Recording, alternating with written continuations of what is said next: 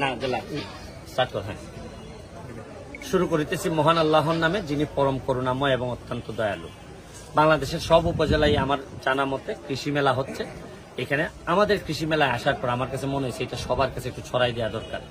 আমি আমার পাশে কৃষি অফিসার সাহেব আছেন, এসিলেন্ট মহোদয় আছেন, তাদেরকে সাথে নিয়ে আমি আপনাদেরকে একটা ইনফরমেশন দিতে চাই। আমার দেখে খুব ভালো লাগছে, আমার মনে হয়েছে যে আপনারাও এটা দেখবেন কিনা। দেখেন, এটা একটু ছড়েন। এই এখন দেখেন এই জিনিসগুলো একবার একটু দেখেন যে আপনি আপনার বসত বাড়িতে কি কি করতে পারেন। এটা এখন কৃষি অফিসার মহোদয় এটা একটু বলবেন যে এইখান থেকে শুরুটা এইখান থেকে হয়েছে না, এই শুরুটা হয়েছে এইখান থেকে। দেখেন শুরুটা হয়েছে এইখান থেকে। আচ্ছা, আপনি আমার একটু তারপর চাপো, আপনি আমার একটু বলেন যে এই যে জননেত্রী শেখ হাসিনার যে একটা মিশন যে আমরা কৃষিতে যেন স্বনির্ভর থাকি, আমরা যেন আত্মনির্ভরশীল হই, এই মিশনে কিভাবে আপনারা এই সাইডটা সরেন, এটা কি বলেন তো, এটা কি? ধন্যবাদ স্যারকে। আসলে আমাদের বর্তমান প্রধানমন্ত্রী প্রত্যেকটা জায়গায় একটা কথা বলেন যে 1 ইঞ্চি জায়গা পুঁতে রাখা যাবে না। হ্যাঁ, সেই লক্ষ্যে এবং পাশাপাশি আমাদের পরিবারের সারা বছরের যে পুষ্টির চাহিদা এটা পূরণ করার জন্য আমাদের বসতবাড়ির যে জায়গাগুলো পতিত থাকে আমরা খেয়াল করি না, এই জায়গাটায় কিন্তু আমরা কাজে লাগিয়ে সারা বছর জুড়ে পুষ্টিকর শাকসবজি ফলমূল আমরা উৎপাদন করতে পারি। এখানে মডেলটা কি, মডেলটা একটু ভালো করে দেখান। এই জায়গাটা যেটা দেখা যাচ্ছে এটা হচ্ছে একটা কালিকাপুর মডেল বলা হয় এটাকে। আমাদের প্রত্যেক বসতবাড়ির মধ্যে উন্মুক্ত একটা জায়গা থাকে আঙিনার মতো, এই জায়গাটার একটা জায়গায় 1.5 বা 2 শতক জায়গা কাজে লাগিয়ে আমরা এই মডেলটা করতে পারি।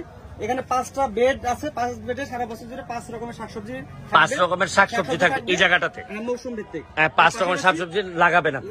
হ্যাঁ, এরপরে দুই পাশে মাছা থাকবে, মাছায় লতানো যে সবজিগুলো আছে, লতানো সবজিগুলো থাকবে, মিষ্টি কুমড়া, ঝিঙ্গা, চিচিঙ্গা, সিম এগুলো থাকবে। হ্যাঁ, এরপরে আরেকটা বেড দেখা যাচ্ছে, এই যে বেডটা, এটাতে বসতবাড়ির মধ্যে কিছু ছায়াযুক্ত জায়গা থাকে, গাছ থেকে তার নিচে আমরা এটা লাগাতে পারি।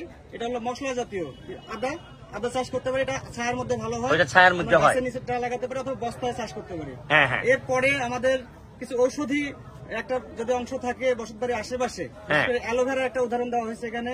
এছাড়াও অশ্বগন্ধা, আমাদের তুলসী আছে, শতমূলী আছে, এগুলো লাগানো যেতে পারে। আচ্ছা, এইদিকে তাহলে এই সাইডটাতে কি করেন আপনারা একটু প্লিজ? হ্যাঁ, আমরা সারা বছর জুড়ে যে সরো বাবা, সারা বছর জুড়ে শাকসবজি উৎপাদন, ফলমূল উৎপাদন করতে গেলে মাটির স্বাস্থ্যহানি হয়। মাটির স্বাস্থ্য সুরক্ষার জন্য আমাদের কিছু এখানে সমন্বিত ব্যবস্থা। এই জায়গাটাতে কি এইটা একটা দেখা যাচ্ছে, এটা দেখাই, এইটা সরেন তো, কেঁচো সার উৎপাদনের একটা খামার, এটা কেঁচো সার।